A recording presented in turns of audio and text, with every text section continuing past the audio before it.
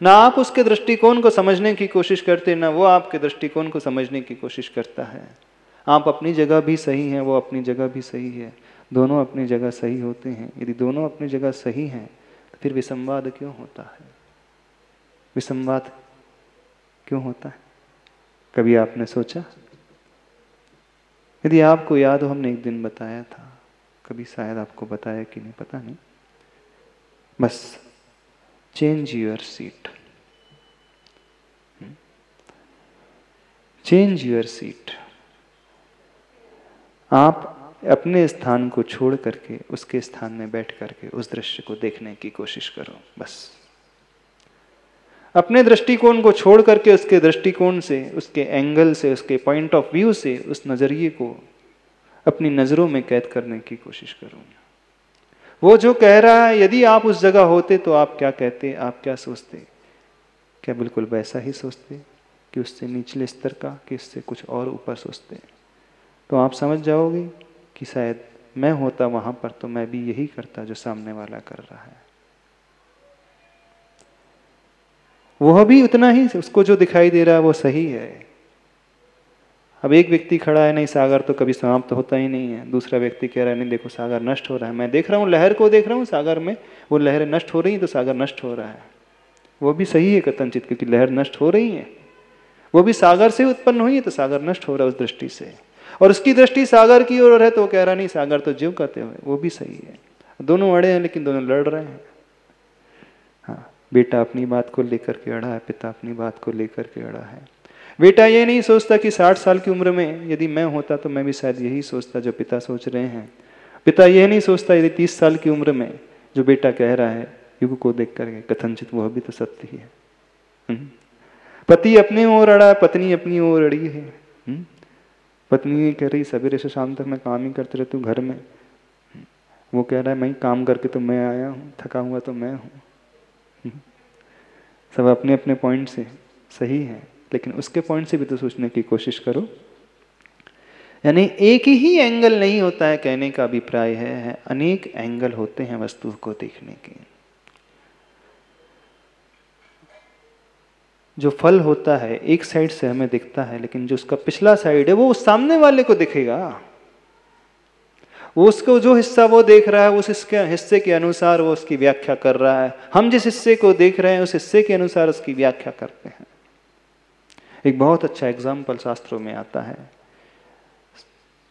6 अंधों की कथा आती है। जन्मजात अंधे हैं, हाथी को देखने के लिए जाते हैं। एक व्यक्ति है, एक अंधा उसके पैर को पकड़ता है, दूसरा अंधा उसके कान को पकड़ता है, तीसरा अंधा उसके पूंछ को पकड़ता है, चौथा उसके पेट में हाथ लगाता है, पांचवा उसकी सूंड में हाथ लगाता है, छठा उसकी पीठ को हाथ लगाता है। पहला कहता है हाथी कैसा होता है? खंबे के जैसा है। दूसरा कहता है रस्सी के जैसा है। तीसरा कहता है सर्प की जैसा है। चौथा कहता है दीवार की जैसा है। पांचवा कहता है सूप की भांति जिसने कान को हाथ लगाया था। छठवा कहता है चबूतरे की भांति है। 6 अड़े नहीं, बिल्कुल मैंने हाथ से टच करके देखा, स्पर्श करके देखा। अंधा कह रहा है हाथी बिल्कुल खंबे की ही भांति है। क्या वो गलत है? क्यों? दूसरा कह रहा है नहीं हाथी तो सूपे की भांति है। तीसरा कह रहा है नहीं रस्सी की भांति, पूंछ को तो मैंने हाथ लगाया था। चौथा कहता है नहीं सर्प की भांति, मैंने उसकी सूंड को पकड़ा था। बिल्कुल सर्प, बिल्कुल मैं गलत नहीं हूं। वो अड़ा है, ये भी अड़े, 6 के 6 अड़े हैं। कथनचित जब हम लगा देते, कथनचित हाथी सर्प की भांति, कथनचित रस्सी की भांति, कथनचित खंबे की भांति, कथनचित सूप की भांति, कथनचित दीवार चबूतरे की भांति। बस इतना ही तो करना है। आप अपने में अड़े, बेटा अपने में अड़ा है, नहीं अड़ा। कथनचित जो पिता कह रहे हैं वह भी सत्य है, कथनचित जो बेटा कह रहा है वह भी सत्य है। दोनों को मिला करके देखो ना, उन 6 को मिला करके देखो ना। एक में क्यों अड़े हुए? एक ही अंत नहीं है, एक ही धर्म नहीं है, एक ही स्वभाव नहीं है, एक ही एंगल नहीं है वस्तु को देखने की। जब वस्तु 3 डायमेंशनल होती है, जो स्फीयर होता है, स्फीयर जानते हैं, गोल वस्तु जो होती है 3 डायमेंशन में जाती है तो उसके 360 एंगल बन जाते हैं। जो सर्कल होता है उसके 360 एंगल होते हैं। स्फेरिकल वस्तु जो होती है वो भी 360 एंगल से नजर आती है। आप अपने एंगल पे अड़े हैं, सामने वाला अपने एंगल पे अड़ा है।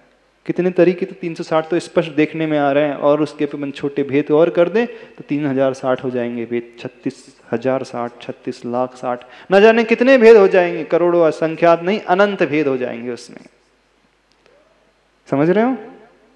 अनेक अंत हैं उसमें, वस्तु एक ही है, अनेक भंगों में भंगायित है, अनेक रंगों में रंगायित है, तरंगायित है। मेरा संगी संगीत है, सप्त भंगी रीत है। जिसे ये अनेकांत समझ में आता है, फिर उसके बाद तो वह सप्तभंग की बात आएगी। जैन धर्म का सबसे अटूट सिद्धांत, अपूर्व सिद्धांत, अनेकांत का सिद्धांत। अनेकांत का सिद्धांत जो है, सामंजस्य का माहौल पैदा करता है। वो झगड़े विसंवाद को हटा करके शांतता को उत्पन्न करने वाला है।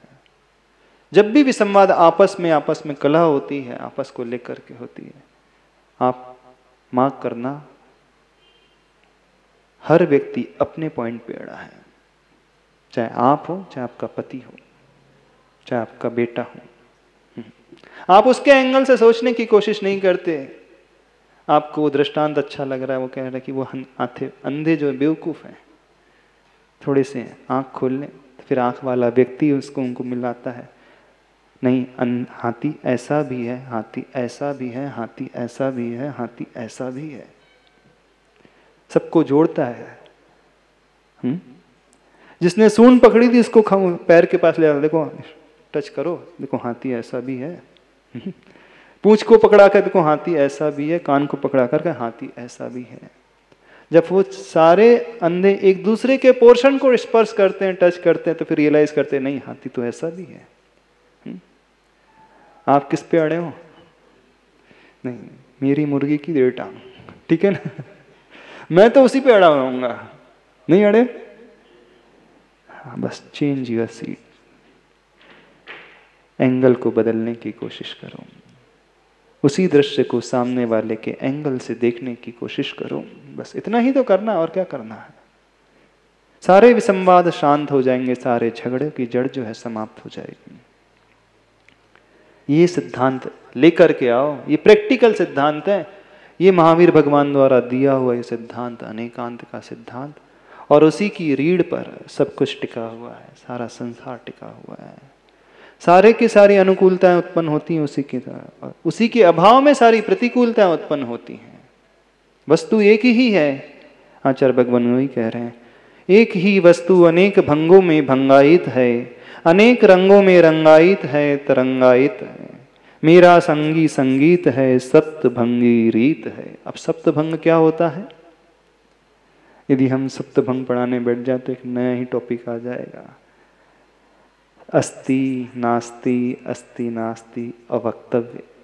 इन 3 भंगों को लेकर के 7 भंग बनते हैं। स्याद अस्ति, कथनचित है, कथनचित नहीं है, कथनचित है भी और नहीं भी, और कुछ ऐसा भी है जो अवक्तव्य होता है, जिसे कथन नहीं किया जा सकता, जिसे बोला नहीं जा सकता।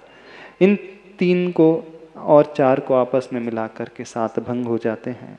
यदि सप्तभंग के बारे में जानना हो तो अलग से थोड़ा सा कभी बता देंगे, क्योंकि फिर विषय से थोड़ा और अलग चले जाएंगे, मुखमाटी अपनी रह जाएगी, फिर बाकी और दूसरा विषय ही प्रारंभ हो जाएगा।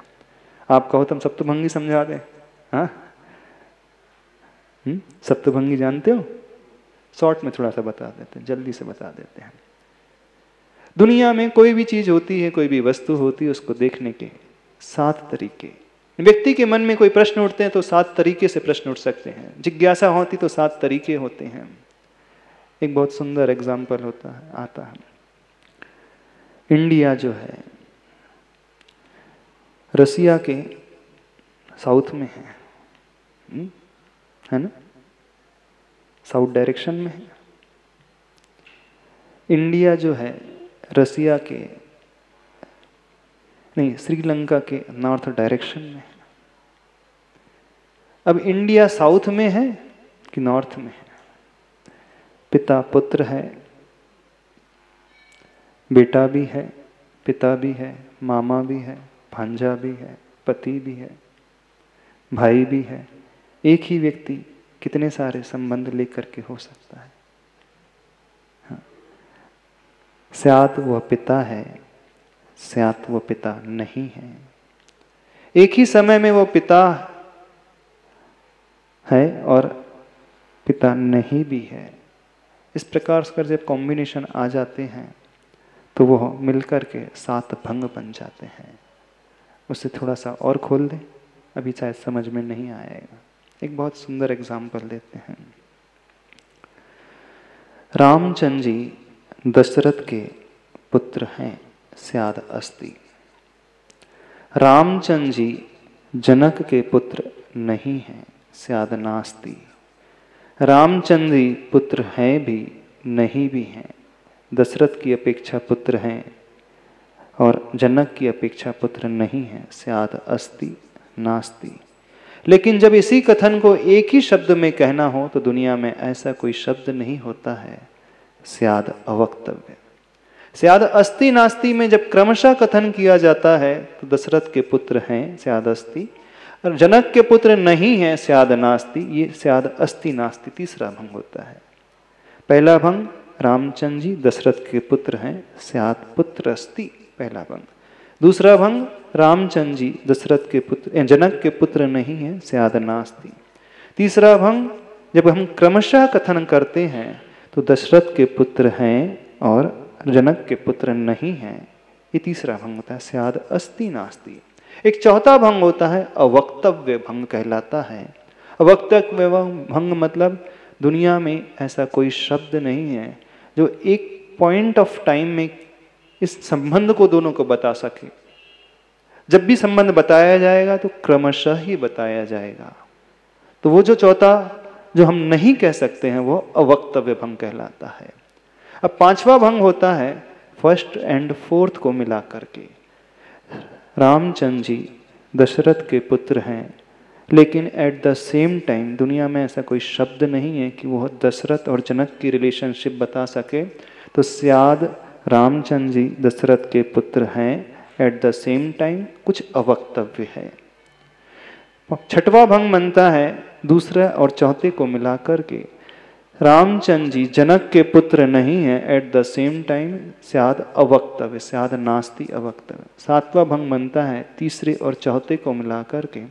रामचंद्र जी दशरथ के पुत्र हैं, जनक के पुत्र नहीं हैं, और स्याद अवक्तव्य, दोनों एक साथ कथन करने योग्य नहीं है।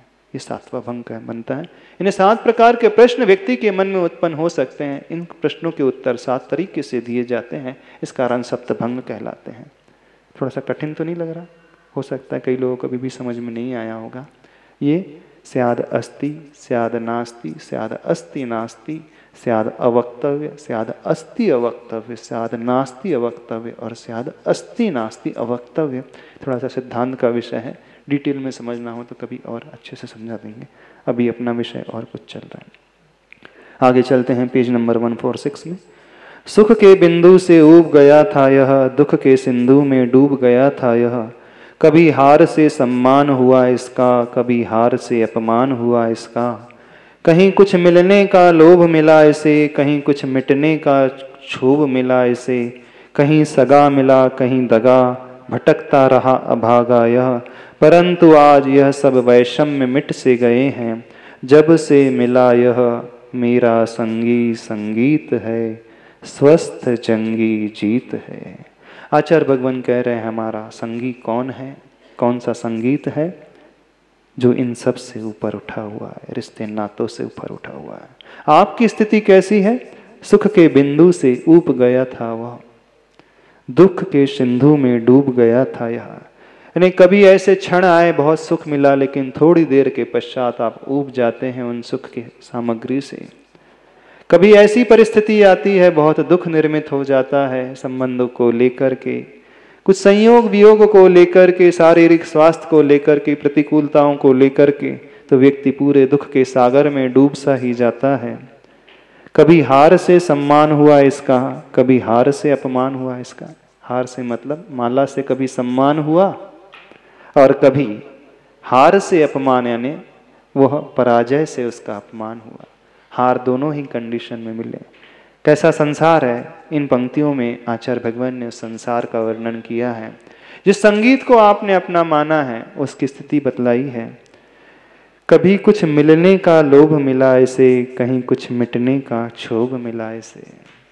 जब जब इन रिश्तों को लेकर के चलते हो, कभी संयोग मिलता है, कुछ प्राप्त हो जाता है, कहीं कुछ मिलने का लोभ मिला इसे, कहीं कुछ छूटने का क्षोभ हुआ इसे, कहीं कुछ मिटने का क्षोभ मिला इसे, कहीं सगा मिला कहीं दगा। कोई हमारा सगा मिल जाता है, कभी कोई दगा दे जाता है, छल जाता है, धोखा दे जाता है। भटकता रहा अभागा आया, ये संसारी आत्मा हमेशा भटकता हुआ आया है अभागे की भांति, परंतु आज यह सब वैषम्य मिट से गए हैं। जब से मिला यह मेरा संगी संगीत है, स्वस्थ जंगी जीत है। जब से मैं इन शरीर को छोड़ करके, बाहर के आवरण को छोड़ करके आत्मा की ओर दृष्टि करने लगा हूँ, सारी की सारी विषमताएं मेरी शांत हो गई हैं, मिट से गए हैं। मुझे कुछ भेद भिन्नता अब नजर नहीं आ रही है। मेरा संगी वह संगीत है। कैसा है? स्वस्थ जंगी जीत है। स्वस्थ का अर्थ होता है क्या है? जिसे आप स्वस्थ समझते हैं वह स्वस्थ नहीं, वो शारीरिक स्वास्थ्य नहीं। स्वस्थ का अर्थ होता है स्वस्मिन स्थित, यानी जो अपने में ही स्थित हो जाता है, अपने में ही डूब जाता है, अपने में ही लीन होता है। आप स्वस्थ नहीं है, परस्त है। स्वस्थ मतलब आत्मा में लीन है, और अपने को छोड़ करके जो पर में लीन हो जाता है, पर को चाह रहा है, पर में स्थित है, वो परस्त हो जाता है। यानी वो अस्वस्थ माना जाता है, वो बीमार माना जाता है। स्वस्थ मतलब एकदम भला चंगा, और अस्वस्थ मतलब बीमार। तो आदमी भला चंगा कब रहता है? जब अपने में ही लीन रहता है। आप अस्वस्थ कब रहते हैं और स्वस्थ कब रहते हैं? 24 घंटा व्यक्ति अस्वस्थ रहता है। कौन सा स्वस्थ? शारीरिक बीमारी की बात नहीं कर रहे हैं। आप पर में ही स्थित रहते हैं। या तो आप कषायों में स्थित रह जाओगे, कभी आप क्रोध में स्थित हो जाते हो, कभी आप माया में डूब जाते हो, कभी अपने ईगो को लेकर के, अहम के भाव को लेकर के उसमें स्थित हो जाते हो, कभी उस लोभ लालच की भावना को लेकर के उसमें स्थित हो जाते हो। हमेशा 24 घंटा व्यक्ति इन्हीं चारों में स्थित रहता है। अपनी आत्मा में स्थित कब रहता है? जब जब हम इसमें अपने को छोड़ करके इन कषायों में स्थित हो जाएंगे तो अस्वस्थ होते हैं, बीमार होते हैं। और जब जब हम इन्हें छोड़ करके अपने में स्थित हो जाएं, अपने में स्थित मतलब कैसे होगा? इसे समझ में आ रहा है कैसे होगा? जब व्यक्ति उस क्रोध से ऊपर उठ करके, उस अहम के भाव से ऊपर उठ करके, उस लालच की भावना से ऊपर उठ करके, उस ईर्ष्या की भावना से ऊपर उठ करके सिर्फ ज्ञान भावना में डूबेगा, यानी सिर्फ जानने और देखने में स्थित रहेगा।